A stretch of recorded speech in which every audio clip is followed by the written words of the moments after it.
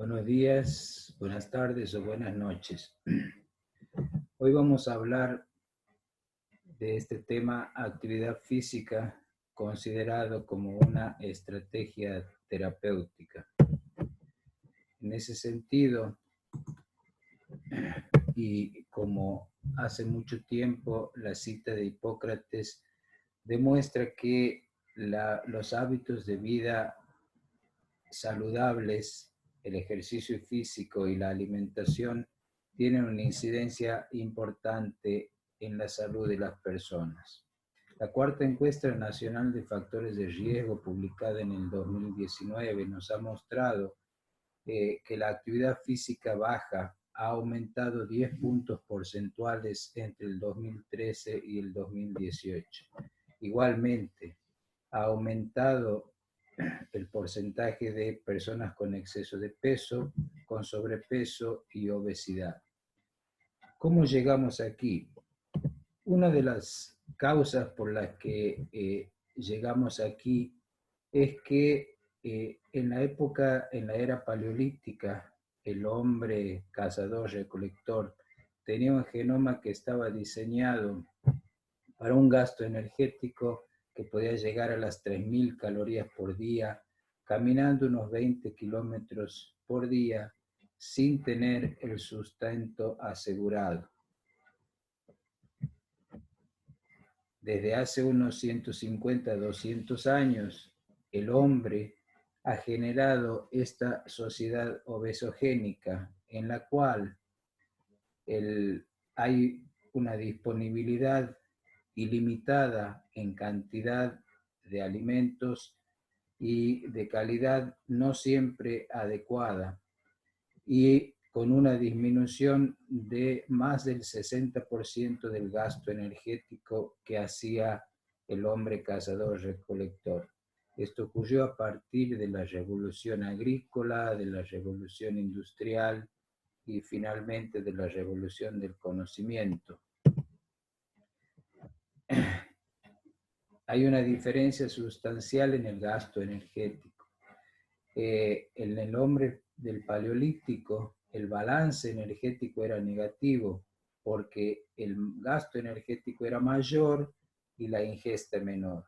Actualmente, en el siglo XXI, el balance energético es positivo por un aumento de la ingesta y una disminución considerable del gasto energético.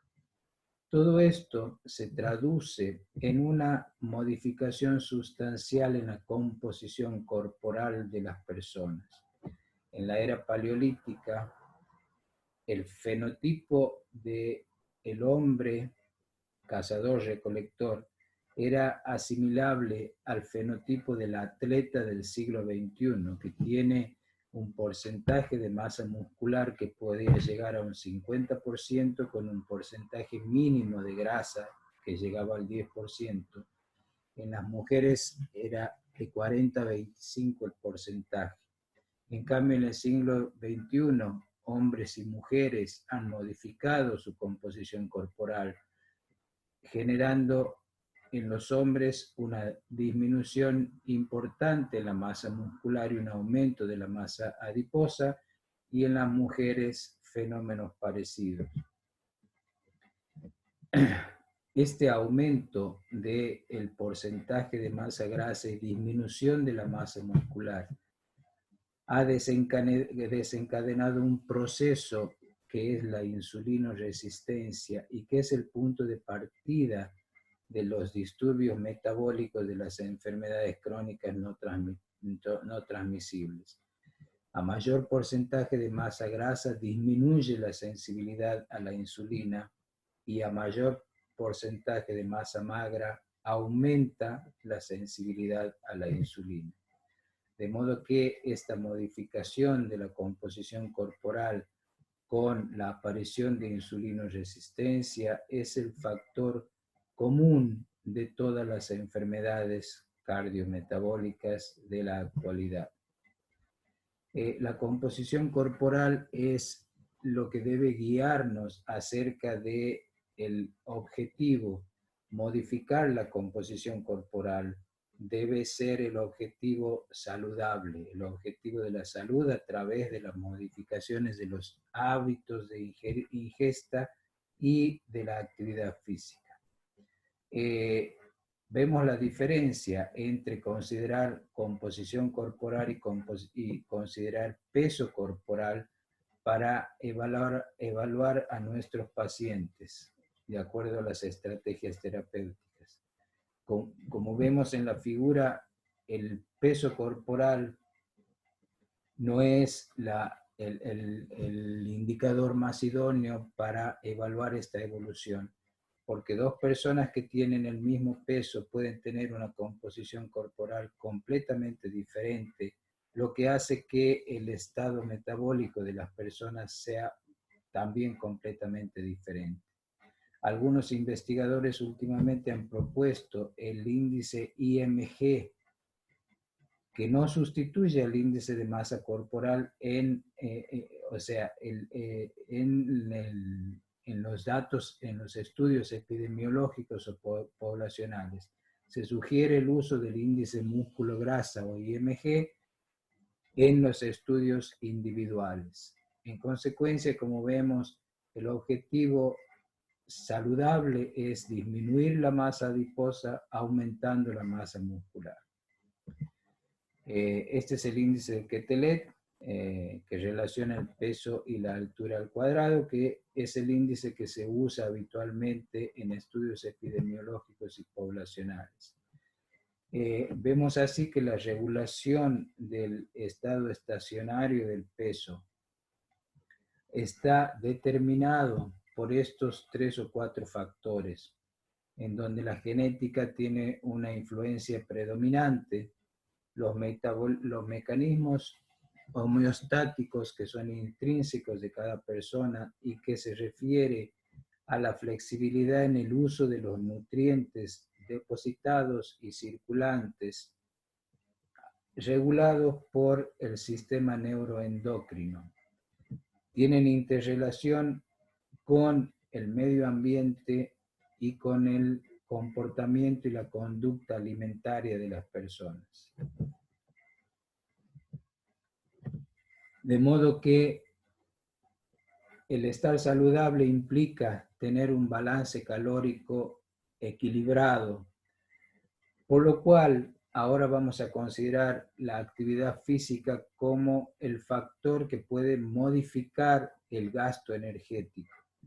El gasto energético total está determinado por 3 factores que son el metabolismo basal, que influyen en un 60-75% del total, la termogénesis de los alimentos que se lleva un 10% y la actividad física que puede llegar hasta un 50% del gasto energético total.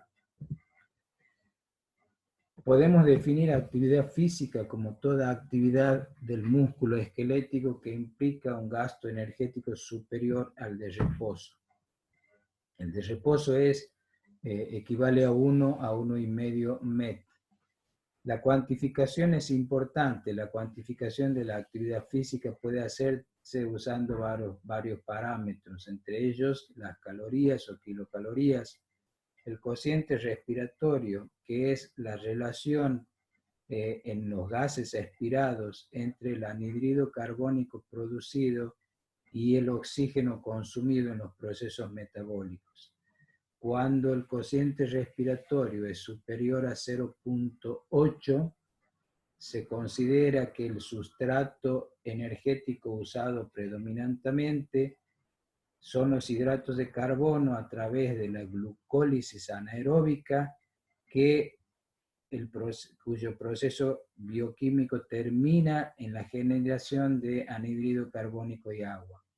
En cambio, cuando el cociente es menor de 0,8, implica que hay mayor consumo de oxígeno como sustrato energético a través de la beta oxidación de las grasas, con lo que se consigue la energía para las actividades físicas. Es decir, un cociente respiratorio menor de 0,8 nos indica que las grasas están siendo utilizadas como sustrato energético predominante en las actividades físicas. El consumo de oxígeno es otro parámetro que puede indicarnos la magnitud de la actividad física, y el consumo de oxígeno es un indicador directo del estado de salud de las personas, como vamos a ver en un momento. También podemos cuantificar la actividad física en METs, que es el equivalente de 3,5 mililitros de oxígeno por kilo de peso y por minuto, y que equivale a 1 kilocaloría por kilo y por hora. Como vemos, la actividad física puede modificar la composición corporal y puede influir y tiene relación directa con el gasto energético total, modificando dos de los tres factores que determinan el gasto energético total. El metabolismo basal, aumentando la masa muscular. Sabemos que el tejido muscular puede ocupar hasta un 50% en la composición corporal, y la actividad física, que puede llegar hasta un 50% del gasto energético total.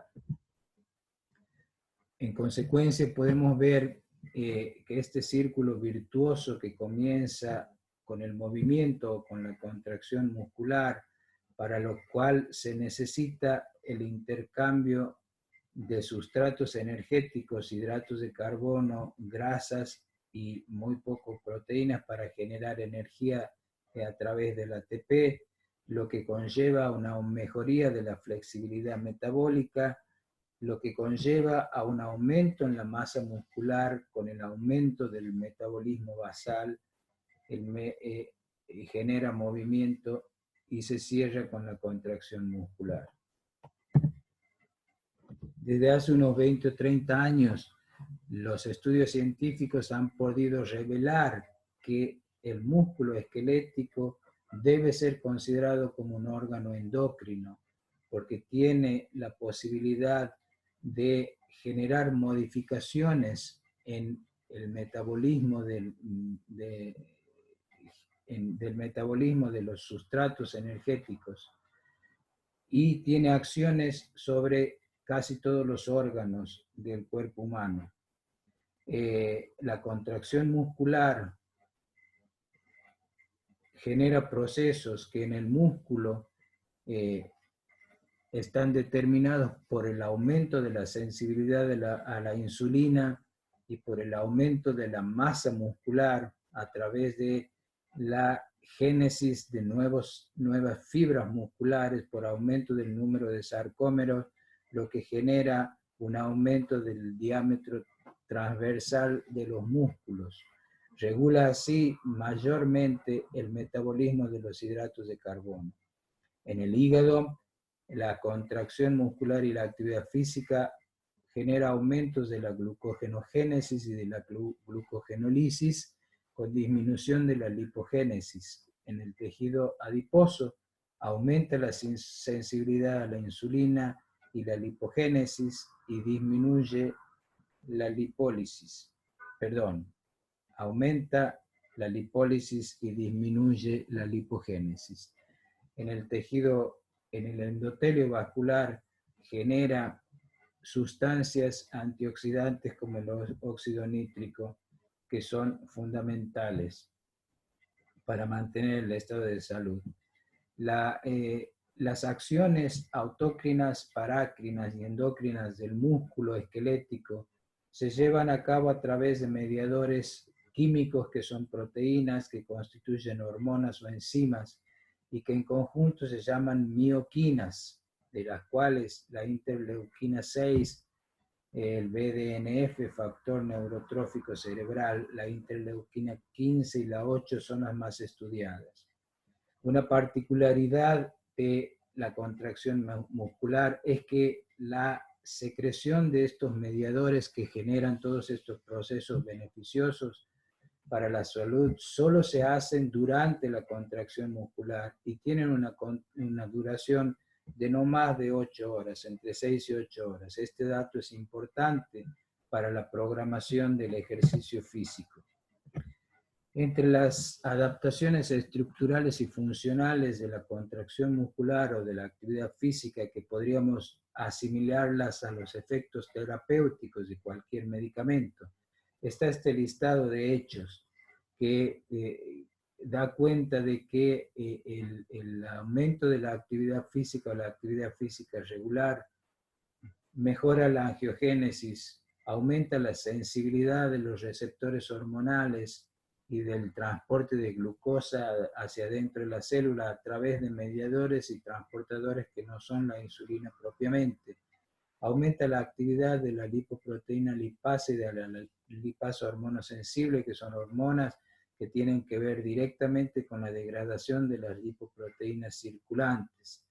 El aumento del consumo de triglicéridos intramiocelulares como sustrato energético, el aumento de depósito de glucógeno intramuscular, la síntesis proteica, la biogénesis mitocondrial, que es fundamental para la beta-oxidación que se lleva a cabo solo en las crestas de las mitocondrias, lo que aumenta la capacidad oxidativa. La producción de óxido nítrico, que es un potente antioxidante, aumenta la tolerancia a la acidosis y la actividad lipolítica, y la secreción de mioquinas, como dijimos, y de enzimas AMPK y calmodulina. Entre los efectos biológicos del ejercicio podemos resumir el aumento de la biogénesis mitocondrial con el aumento de las fibras oxidativas, lo que mejora la flexibilidad metabólica, que es esta capacidad que tiene el organismo y el sistema musculoesquelético, sobre todo, de movilizar e interactuar los sustratos metabólicos, hidratos de carbono y grasas, lo que permite movilizar los depósitos de grasa del tejido adiposo visceral para ser utilizados como sustratos energéticos en el músculo con la contracción muscular. Aumenta la sensibilidad a la insulina y el aumento de la capacidad del ejercicio. En consecuencia, como vimos, la biogénesis mitocondrial es fundamental porque es allí donde se pueden utilizar los depósitos de grasa que migran desde el hepatocito hacia la mitocondria del tejido muscular y de todas las células en general para ser utilizadas como sustrato energético, disminuyendo así el porcentaje de tejido adiposo visceral. El otro indicador para cuantificar la actividad física del que habíamos hablado es el consumo de oxígeno, que está determinado por la relación directa entre el gasto cardíaco y la extracción de oxígeno por los tejidos o diferencia arteriovenosa. La actividad física mejora el gasto cardíaco y mejora la diferencia arteriovenosa de oxígeno. Mejora el gasto cardíaco porque optimiza la función del corazón, generando en el corazón modificaciones hasta estructurales y no solo funcionales, porque aumenta el grosor de las paredes ventriculares, pero en forma organizada, y lo que permite aumentar la fracción de eyección, con lo que mejora el gasto cardíaco. Y el aumento del consumo de oxígeno periférico está mediado por el aumento de la masa muscular. El tejido muscular y el tejido nervioso son los que mayor proporción de oxígeno extraen de la sangre para su propio metabolismo. El consumo de oxígeno es un indicador directo, como dijimos, del estado de salud de las personas. Tanto es así que a mayor consumo de oxígeno, el riesgo de muerte relativa disminuye notablemente respecto de las personas que tienen bajo consumo de oxígeno. Para que el ejercicio físico terapéutico sea efectivo, tiene que cumplir dos premisas. Tiene que generar cambios importantes en el medio interno para lo cual la intensidad de los estímulos del ejercicio tiene que ser suficiente para gatillar los procesos estos biomoleculares que terminan con la biogénesis mitocondrial. De modo que son dos cosas que vimos que hay que tener en cuenta en la prescripción de la actividad física. Primero, que la duración de los efectos beneficiosos de la contracción muscular mediados por la secreción de mioquinas va entre 6 y 8 horas después del ejercicio. Y segundo, que la intensidad de los estímulos tiene que ser la suficiente para que se genere estos procesos moleculares que terminan en la biogénesis mitocondrial, que es el objetivo final de la actividad física terapéutica.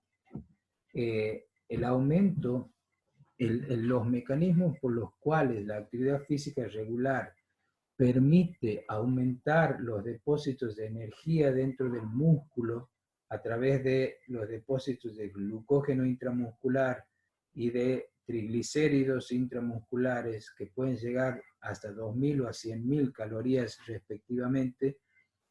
Esto ocurre a través de este mecanismo característico del ser humano que se llama supercompensación, por el cual después de un estímulo o después de un ejercicio físico que parte de un nivel de depósitos de energía determinado, depende de cada persona, le sigue el periodo de descanso y el periodo de compensación que se hace a través de la ingesta de nutrientes, de la ingesta saludable en cantidad y en calidad de hidratos de carbono, proteínas y grasas, que permite recuperar los depósitos del músculo que se han gastado durante el ejercicio, incluso superando los niveles de reposo.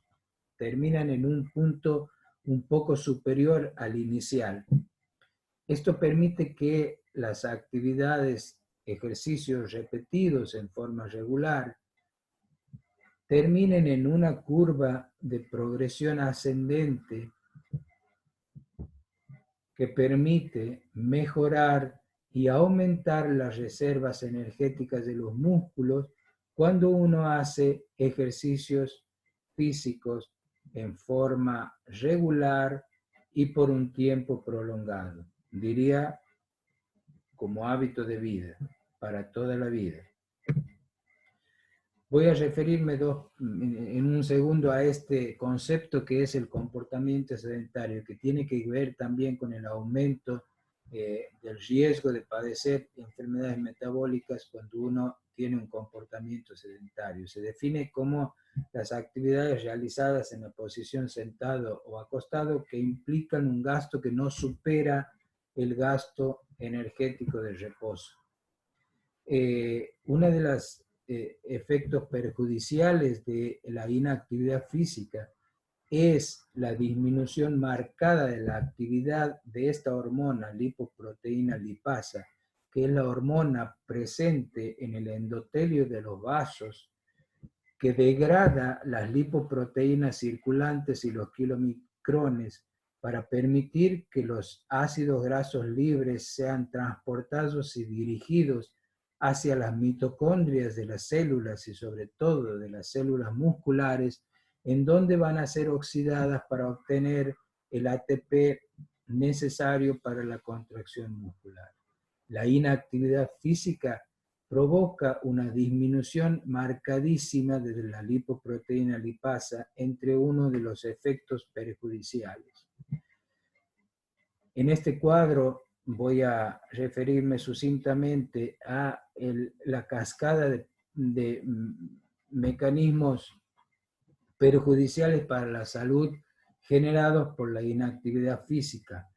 Al no haber recambio de los depósitos energéticos entre grasas y azúcares del tejido muscular, esto que llamamos flexibilidad metabólica, aumenta la resistencia a la insulina del tejido muscular, lo que lleva a una hiperinsulinemia que conduce finalmente a un aumento de la insulinoresistencia en el hepatocito, con la génesis de esteatosis hepática y depósitos de grasa ectópica.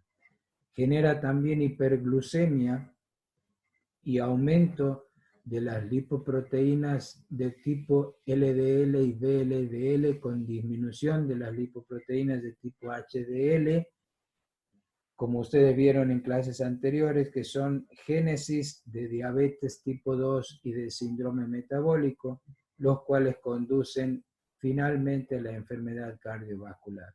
En consecuencia, este fenómeno de inactividad física, el quedarse quieto mucho tiempo, lleva a la sarcopenia, que es un fenómeno que afecta hasta el 50% de la población en mayores de 45 años. Consiste en la pérdida de masa muscular que puede llegar hasta 1.4% y por año, con aumento del tejido conectivo y graso intermuscular, disminución del número de mitocondrias y de la capacidad oxidativa, y disminución de la fuerza muscular que se llama dinapenia. En consecuencia, hemos visto los efectos terapéuticos beneficiosos de la contracción muscular y de la actividad física y los efectos perjudiciales de la inactividad física. Después de esto, tenemos que considerar la forma de prescribir actividad física como una alternativa terapéutica. Para ello, hay que considerar en la anamnesis de la historia clínica que hacemos a cada persona que acude a nosotros, hacer una anamnesis de la actividad física considerándola un signo vital, cuantificándola por algunas de las unidades que mostramos, para poder evaluar la efectividad de los tratamientos instituidos y de las estrategias terapéuticas, para poder hacer el diagnóstico de inactividad física y de aptitud física y en consecuencia prescribir la actividad física como un medicamento, como si fuera un medicamento, es decir, en el recetario que usamos para prescribir cualquier medicamento, también debemos usarlo para prescribir la actividad física. Una muestra de a qué población puede estar dirigida esta prescripción de actividad física como un medicamento nos ayuda esta pirámide invertida de los niveles de prevención, en donde vemos que en la prevención primordial, o sea que incluye pacientes saludables que son inactivos, hay que prescribir actividad física para mantener el estado de salud. Y en la prevención primaria, que incluye pacientes que tienen factores de riesgo de enfermedades crónicas, para evitar el riesgo de padecer dichas enfermedades. En la prevención secundaria y terciaria, tenemos que tener en cuenta que la prescripción de actividad física en personas incluidas en estos niveles, que son enfermos, que padecen estas enfermedades crónicas no transmisibles, la prescripción de actividad física tiene que ser adaptada y específica y tiene que tener características específicas de acuerdo al estado de salud de cada una de las personas. Las recomendaciones generales se refieren a que, como dijimos, la actividad física, la prescripción tiene que ser personalizada, tiene que tener objetivos determinados, tiene que tener una dosificación adecuada, igual que cualquier medicamento, y tenemos que hacer el seguimiento de nuestros pacientes para evaluar y hacer modificaciones de acuerdo a la respuesta al tratamiento que hayamos instituido. Una guía práctica para dosificar la actividad física puede ayudarnos estas siglas FIT, que nos indica frecuencia, que es la cantidad de veces por semana que podemos recomendar actividad física. En la población general, en personas que no tienen prevención primordial y personas de bajo riesgo, que tienen factores de riesgo pero que no tienen enfermedades, la frecuencia puede ser desde 3 hasta todos los días de la semana. Lo óptimo es hacer actividad física todos los días de la semana, con distintas características cada día, pero si uno pudiera incorporar la actividad física diaria como un modo de vivir, sería lo óptimo. Hacer menos de 3 veces actividad física por semana es efectivo, pero no suficiente. Hacer menos de 3 días de actividad física también es efectivo, pero es mucho mejor que no hacer nada. Es decir, hacer algo siempre es mejor que no hacer nada, aunque ese algo significa lo mínimo. Es preferible hacer lo mínimo que no hacer nada. En cuanto a la intensidad, que es esta percepción de esfuerzo, de fatiga que uno tiene cuando hace ejercicios físicos, el objetivo es llegar a que la intensidad pueda ser moderada a vigorosa. Vigorosa mejor que moderada. En un momento vamos a ver cómo cuantificar esto. El tipo de ejercicio físico también es importante. Sin embargo, hay que incorporar al esquema de actividad física los 3 tipos de ejercicios. Ejercicios de resistencia son los que refieren y estimulan las actividades, las capacidades aeróbicas. Los ejercicios de fuerza son los que estimulan la fuerza funcional y estructural y sirven para aumentar la masa muscular. De modo que no es suficiente hacer ejercicios de resistencia desde el punto de vista metabólico, también hay que hacer ejercicios de fuerza porque son esos los que permiten aumentar la masa muscular. Y los ejercicios de flexibilidad o de estiramiento nos permiten mantener una flexibilidad suficiente para evitar lesiones que son muy inconvenientes. Cuando ocurren lesiones por actividad física implica que tenemos que quedarnos quietos un tiempo, por eso es que hay que ser prudente en la programación de las mismas.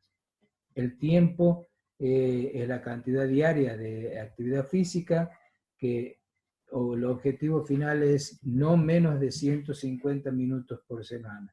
El ejercicio terapéutico tiene que tener este tipo de características. Aquí vamos a referirnos un poco más detalladamente respecto del volumen. El volumen es el tiempo diario más la frecuencia semanal. Hay que ir de menos a más. Esto quiere decir que las personas que nunca han hecho actividad física deben empezar con 5 minutos o 10 minutos para ir aumentando semanalmente el tiempo de duración de las sesiones de ejercicio. Y esto que yo refería anteriormente respecto de la secreción de mioquinas después de la contracción muscular que dura entre 6 y 8 horas, nos lleva a considerar el hecho de fraccionar las sesiones de actividad física diaria. Los trabajos más recientes han demostrado que hacer 2 sesiones diarias o 3 sesiones diarias en vez de una sola es más efectivo. Y esto se debe en parte a esta secreción intermitente de las mioquinas beneficiosas para la salud. La duración de estas sesiones, el objetivo final, debería ser no menos de 60 minutos por día.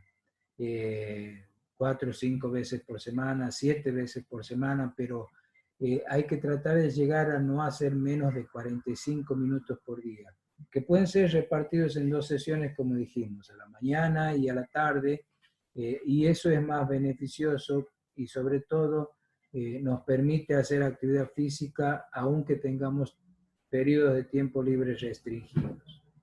La intensidad tiene que ir de baja a moderada y hasta vigorosa. Lo óptimo es alcanzar una intensidad vigorosa, pero la intensidad moderada tiene que ser el objetivo clave. La intensidad baja no es inefectiva. Como dije, hacer ejercicios leves, solo moverse más que estar tiempo sentado, es más beneficioso que estar mucho tiempo sentado. Puse ahí cantar y hablar, que es una forma de poder cuantificar la intensidad a la que le estamos haciendo el ejercicio. Si uno empieza a hacer ejercicios y durante el ejercicio podemos cantar, es indicativo de que la intensidad es leve. mientras que si el ejercicio es más intenso y nos impide hablar con dificultad, seguramente la intensidad es moderada a vigorosa. Hay que tratar de llegar a moderada o vigorosa, como dije. El tipo de ejercicio se refiere a esto que dijimos, ejercicios aeróbicos de fuerza o de flexibilidad. Y hay que ir de lo simple a lo más complejo. Es decir, también esto se refiere a los elementos que uno puede usar para hacer ejercicios. Por ejemplo, mancuernas o pesas o bandas elásticas o el propio cuerpo para hacer ejercicios de fuerza. Lo óptimo es combinar ejercicios aeróbicos de fuerza y de flexibilidad.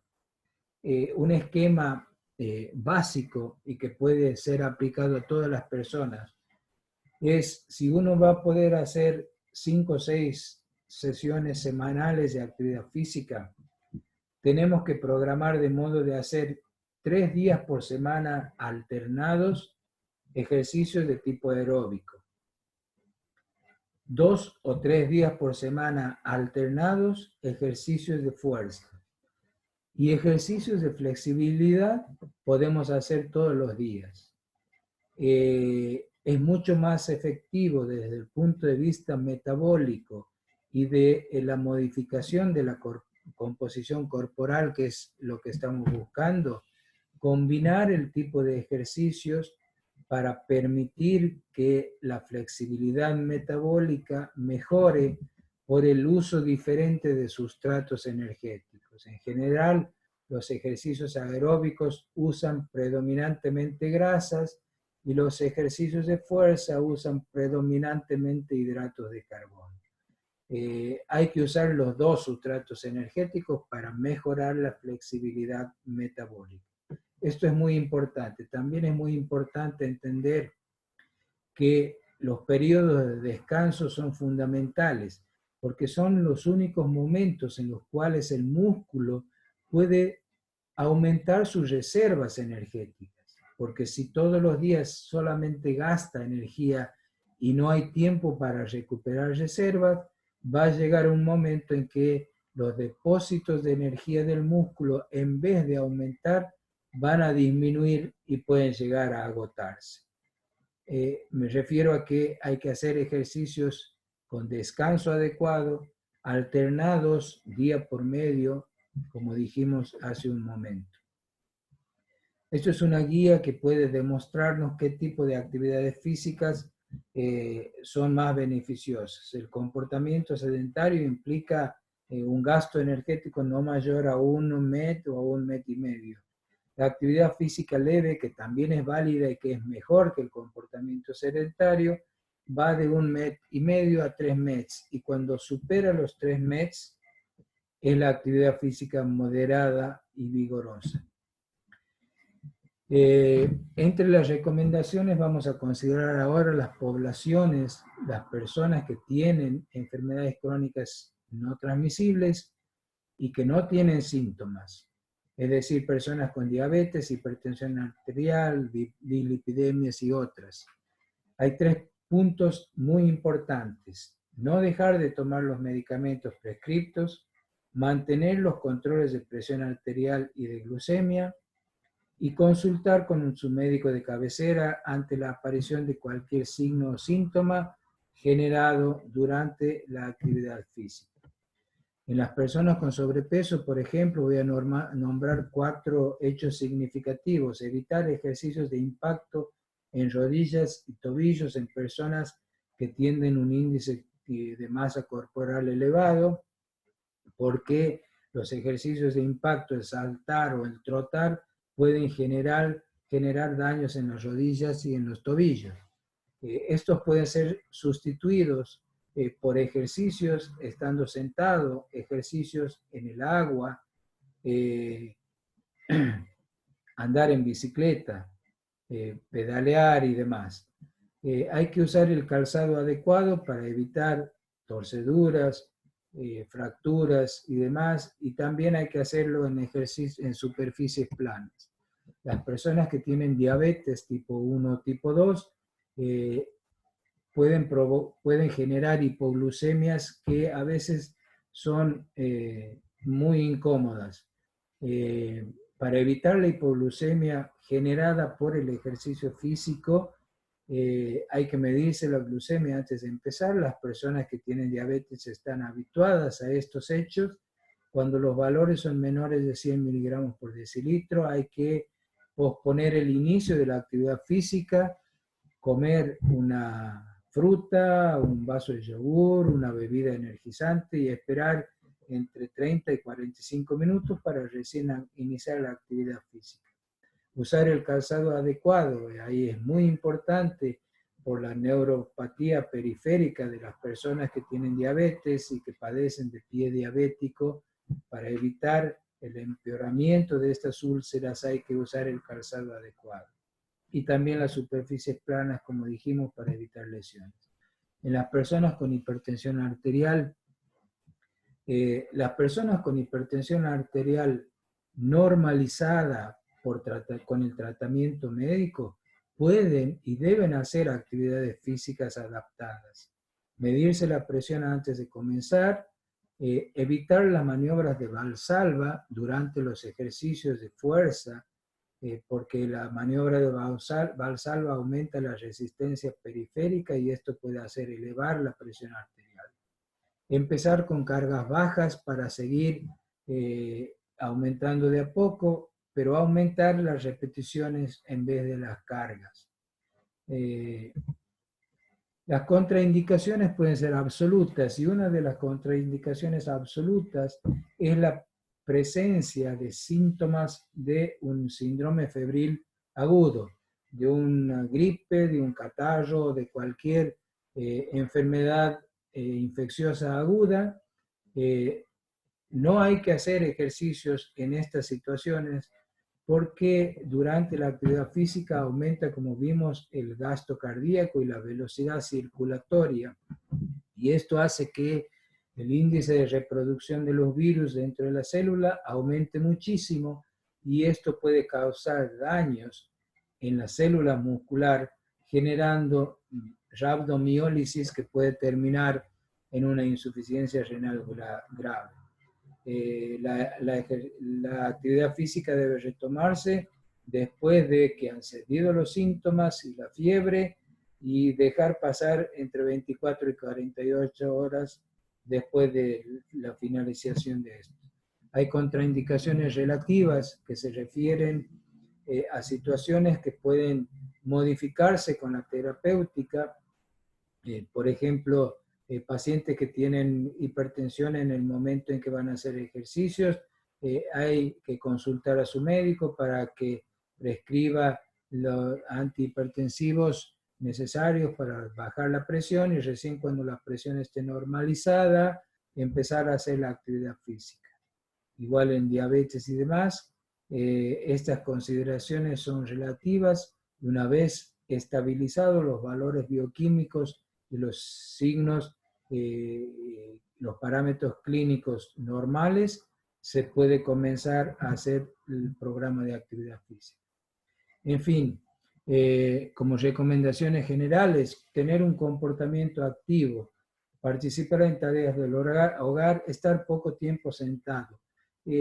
Fíjense, últimamente estudios clínicos han demostrado, han evidenciado que el gasto calórico es mayor en aquellas personas que tienen labores o empleos que implican muchas horas sentados. El hecho de cada 20 o 30 minutos ponerse de pie, hacer una caminata ligera de 5 minutos y después volver, implica un gasto energético mayor, que es significativo al hecho de estar sentado permanentemente. Igualmente, si uno va a sentarse a ver televisión o usar la computadora, hay que hacer intervalos o hay que tratar de mirar televisión estando de pie un tiempo, que eso va a mejorar considerablemente el gasto energético.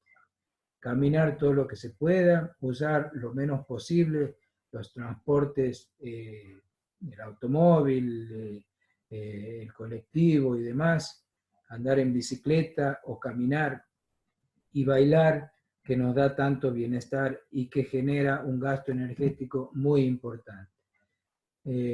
Por último, entre recomendaciones generales, a ejercicios aeróbicos prolongados de baja a moderada intensidad con aumento progresivo de las cargas.